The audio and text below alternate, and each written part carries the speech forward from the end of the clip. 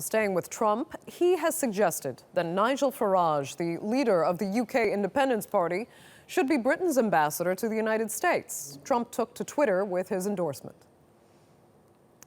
While many people would like to see Nigel Farage in the role, he tweeted he would do a great job.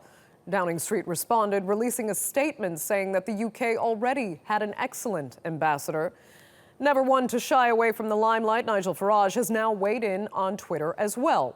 The world has changed, he tweeted, and it's time for Downing Street to do the same. Farage added that he has known several of the Trump team, members of the Trump team for years, and that he's in a good position to help. Well, for more on this, Simon McGregor-Wood joins me now live from London. Hi, Simon. I'm not sure how much the British government will appreciate Trump's advice, which is probably just being seen as outright meddling, correct? Yeah, it is. Upsetting the diplomatic apple cart, causing a storm in a teacup, etc., etc. Take your pick. When Donald Trump refers to many people liking the idea of Nigel Farage as the UK ambassador to Washington, they do not include anyone within the British government, and certainly no one in Downing Street.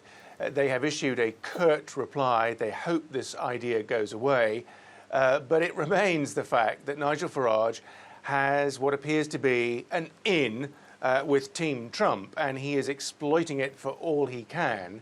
And of course, he's delighted yet again to be in the spotlight and the British press here on Tuesday morning. But what does this mean overall, for not just for the British government, but for the British people?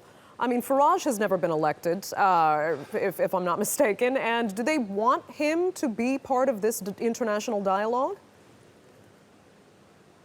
Well, he's an elected representative of the European Parliament. Ironically, an institution he obviously wants to see wither and fade and die. There is a serious side to this. First of all, on the issue of protocol, of course, it's not for the President of the United States to appoint a foreign country's ambassador to the United States capital, Washington. And as Downing Street has reminded us, and Donald Trump today, there is an ambassador.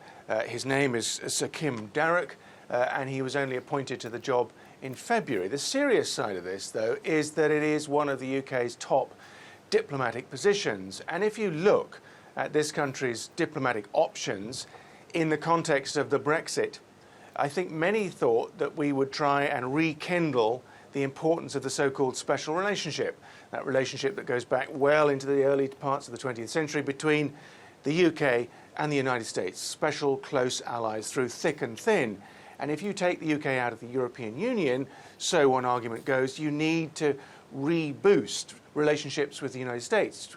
A trade deal with the US, for example, would be great in a post-EU UK, it is argued. Well, the relationship has not got off to a good start. It needs to be good for all sorts of reasons. And Theresa May's problem is that Nigel Farage appears to have got in the way between her government and the new president-elect and his growing team. So, yeah, people are laughing and saying, oh, Nigel Farage, but I think quietly in Downing Street they wish he would just go away, and guess what? I don't think he will. He's, not exactly one to shy away from the spotlight. Okay, thanks, Simon McGregor-Wood, joining us there live from London.